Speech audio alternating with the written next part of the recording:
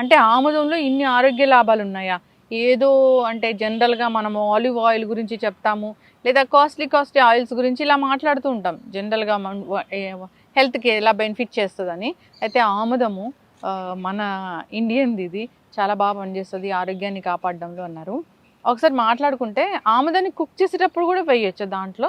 వంటలో కూడా వాడొచ్చు. హ్మ్. అయితే మన మామూలుగా నూనెలు వాడినట్టుగా అలా తాలింపులేసి అలా వేయకూడదు హ్మ్. ఆముదాన్ని.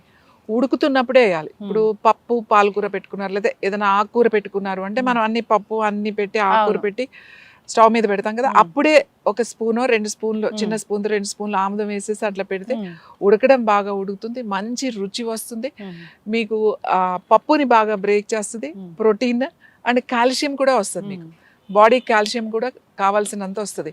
ఎందుకంటే ఆముదంలో ఉన్న కాల్షియం బాడీ బాగా అబ్జర్వ్ హ్మ్. చేస్తది.